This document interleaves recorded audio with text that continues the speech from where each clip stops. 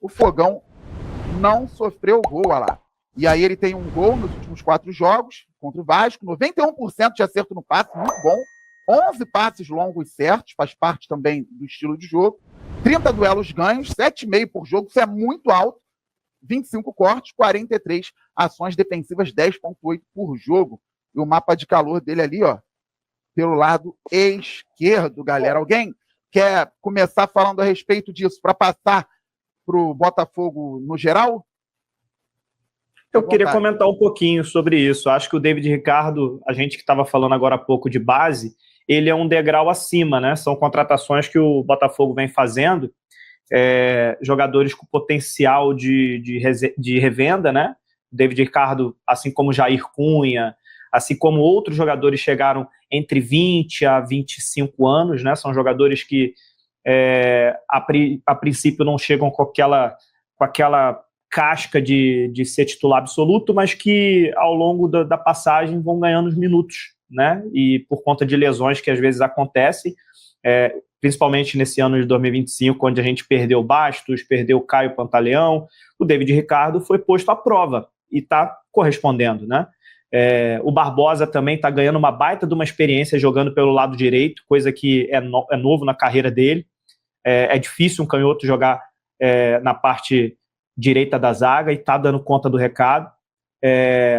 A gente que estava com um problemão na zaga, né, o sistema defensivo estava realmente deixando a desejar, consertou a situação, né? O Botafogo não vem tomando gols, não tomou gol do Mirassol, não tomou gol do Vitória, não tomou gol do Vasco, são 3 jogos seguidos sem sofrer gols, e assim, acho que até o Fabi falou isso mais cedo, e eu concordo, cara. Assim, você com um sistema ofensivo muito bom, você ganha jogos, né? Mas com um sistema defensivo muito bom, você ganha campeonatos. É claro que agora não dá mais para vencer campeonatos, mas é o que a gente espera, né, pro ano que vem. Que a gente tenha um sistema defensivo sólido e que seja difícil fazer gols no Botafogo, né? Eu vinha assim, só para finalizar o meu pensamento, eu comentava isso com o Graxê direto, cara. Botafogo levava 5, 10 lances de perigo para poder fazer um gol. Aí a minha sensação é que o adversário precisava de muito pouco para poder fazer um gol no Botafogo, né? Era assim que era a sensação que eu tava desse time do Botafogo, e agora, né, ainda temos falhas, principalmente ali no meio campo, onde eu acho que o adversário tem muita liberdade, mas passou a tomar pouquíssimos gols e está passando zerado em vários jogos. Isso é uma evolução, pelo menos, do trabalho, né? E aí, Graxê? Falando especificamente sobre o David Ricardo, né? E pegando também o gancho do Matheus aí, primeiro que o David Ricardo já parece que ele tem um grande sonho de jogar no Nottingham Forest, né? O Teixeira colocou isso aí no chat. Vai pro Nottingham Forest. Mas o David Ricardo é um grande jogador, né, cara? Novo, foi um achado aí do Botafogo. E tem assumido uma responsabilidade muito grande no momento meio conturbado. A gente está conseguindo ali acertar a defesa agora, mas administrativamente muito ruim. Não conseguimos competir do jeito que a gente queria. E pegar essa responsabilidade, entrar numa defesa, né, de um time grande, no momento conturbado, ele conseguiu controlar muito bem isso, jogando do lado do Barbosa, né, que ajudou muito ele, aquilo, né? Quando você tem um zagueiro muito bom jogando do seu lado, você consegue elevar o nível, né? A gente viu acontecer isso muitas vezes na história do futebol, com jogadores, não é o caso do David Ricardo. Pô, que o Mauro Galvão fez com o Odivan, meu amigo. Exatamente. Não é o caso específico do David Ricardo, que já é muito bom zagueiro. Mas você vê jogadores abaixo, né, que conseguem jogar do lado de bons zagueiros e aí conseguem ali deslanchar de forma, né, na carreira. Mas assim, o David Ricardo já é muito bom e pegou uma responsabilidade muito grande e conseguiu cumprir essa responsa. Espero que o Botafogo cuide dele no contexto de competitividade, que ano que vem venha mais forte, que ajude esse jogador a crescer, como fez com que os jogadores ano passado crescessem, como o Bastos, né, que foi um achado. Alguns conheciam o Bastos, outros não conheciam. O Bastos demorou para entrar no ritmo do futebol brasileiro e quando entrou sobrou. Então que aconteça com o David Ricardo também. Chegou meio tímido, conquistou a vaga mais pela dificuldade que a gente tinha da defesa. Baixo se machucou, Caio se machucou, o Gabriel não chegou tão firme assim, mas talvez seja amanhã também, o mesmo caso do David Ricardo, chegue e consiga, né, desenvolver, ganhe um pouco mais de espaço. O grande ponto para o Botafogo, principalmente no setor defensivo, é criar contexto competitivo para que esses jogadores consigam ser competitivos. Esse é o grande desafio do Botafogo. Esse ano a gente conseguiu salvar alguns jogadores, mesmo nesse ambiente, e o David Ricardo foi um desses. Então é importante que seja assim. A gente fala novamente, que o Botafogo é um dos times do campeonato que tomam menos gols por jogos seguidos, né? É Corinthians, é Flamengo, é Botafogo com o David Ancelotti. Se eu não me engano, a sequência de 5 jogos. Então são poucos times que conseguem fazer isso no campeonato. O Botafogo está ali na lista entre os 5 ou entre os 3, não me recordo agora. Então, que mantém assim. Só que aí a gente precisa condicionar o jogo positivamente, que eu sempre bato nessa tecla que acontece toda hora. Não adianta você ter uma grande defesa, uma boa defesa, e você não consegue converter chances. Uma hora vai estourar lá, porque não tem defesa perfeita. Né? O Flamengo, que tem a melhor defesa do campeonato, ainda tem, né, a melhor defesa do campeonato, tomou 2 de um Santos fraco, porque teve um momento do jogo que relaxou, e aí você perde algumas oportunidades, e a primeira bola que entra já era, é um outro jogo. Você condiciona o jogo negativamente. O Botafogo faz muito isso. Ontem um jogo muito ruim, mas assim, 5 minutos de jogo, o Barbosa perde uma bola dentro do gol. Perde o gol dentro do gol. E aí logo depois o Vitória cresce no jogo. Enfim, é uma condição que a gente precisa acertar. O Botafogo precisa resolver, precisa decidir essas partidas. Pois é, aliás, Graxê, o Flamengo tomou 2 gols do Santos, 2 gols de um São Paulo frágil, né? Tomou 4 gols nos últimos 2 jogos. Exatamente. E o Botafogo não tomou gol do Mirassol por enquanto. Aliás, do Mirassol lá em Mirassol, não tomou gol do Vasco também. O Botafogo, além então de estar se defendendo melhor, agora, como diz o Graxê, para condicionar, precisa atacar melhor também, no sentido de aproveitar melhor o que cria, né? Além de fazer o gol, eu também sempre falo isso, além de fazer os gols, como o Barbosa deveria ter feito ontem, como deveríamos ter feito em outras oportunidades, esse último passe, aquele lance que não entra nos melhores momentos, sempre falo isso, tem lance que é chance clara de gol, só não se concretiza porque o penúltimo passe é errado. Ontem, infelizmente, foi o Correia, que eu até acredito que vai jogar cada vez melhor. Ontem ele tomou decisões equivocadas. Então, pode melhorar isso. E aí, para a gente já linkar, você falar isso também, o Savarino, desconvocado da seleção da Venezuela, como outros jogadores também, por compromissos com seus clubes. Então, o Savarino vai jogar contra o Sport. É importante também que ele ganhe sequência, né, O Botafogo tem a sequência, talvez, desse quarteto aí. O Joaquim Correia por dentro, na esquerda, Savarino por dentro, na direita o Santos e na frente o Arthur Cabral. E aí, já responde também o superchat. Obrigado, José Mário, né? José Mário, muito obrigado. Mantendo lá para 2026. Quais... Será que é... Acho que queria dizer a base, não? Mantendo a base? Para 2026. E aí, quais contratações pontuais precisamos? Conseguimos, hein? Acho quais que é contratações pontuais precisamos? Valeu, José, obrigado pelo superchat. Então, já te passei parte ofensiva e também superchat para ser respondido. Depois, Matheus já vem na sequência. Cara, então, realmente a questão defensiva, eu acho que o Botafogo mandou bem nessa temporada. A gente, em alguns momentos, teve até que improvisar alguns jogadores do nível do Bastos lesionados, o Pantaleão, né? Mas, assim, todo mundo deu conta lá atrás, né? E a gente tem as laterais, que eu vejo muita gente criticar às vezes. Acho que a gente tem as laterais também muito tranquila e muito sólida nessa questão defensiva, né? Que é o Vitinho, o Alex Telles, o próprio Marçal, o Cuiabano, né? O David Ricardo entrou bem, o Barbosa dispensa comentários, o Bastos joga pra caraca, o Pantaleão chegou bem pra caramba. Então, quer dizer, todo patrocinado. Mundo ali, todo mundo chegou ali muito bem. O Pantaleão chegou, galera, só faltou o Wellington chorar. Pô, é muito bom o jogador, o Pantaleão, uma pena essa lesão dele. O problema é na frente, cara. A gente não tem os jogadores que decidem jogos, né? Ano passado a gente teve o quarteto Savarino, Luiz Henrique, Almada e Igor Jesus, que os 4 decidiam jogos. Eles revezavam quais jogos eles iam decidir. Né? Tinham jogos que mais de um resolvia. Hoje a gente não tem esse jogador, né? Então, até respondendo aí ao José Mário, eu acho que, cara, sistema defensivo, uma ou outra contratação ali que você vai precisar. O Cuiabano, por exemplo, vai sair, né? Então você vai precisar de um lateral esquerdo. Zaga, provavelmente a gente vai precisar também de pelo menos mais um. No gol, eu deixaria ainda por enquanto o Léo Lin, que está se firmando, mesmo que devagar, mas está se firmando.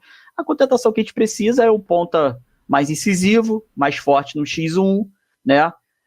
Um outro atacante para revezar com o Arthur Cabral, que o Mastroianni também não deve ficar, né? Eu contrataria isso, cara. Pontas, atacante, se sobrar um dinheiro, ou se tiver dinheiro para a próxima temporada, de repente um outro camisa 10 ali, né? Eu acho que a gente tem, assim, não temos um cenário de terror, vamos dizer, para a temporada seguinte, se a gente conseguir manter a base, né? A gente tem uma base muito boa, não é um trabalho que vai precisar começar do zero para o próximo ano. A gente tem uma base muito boa.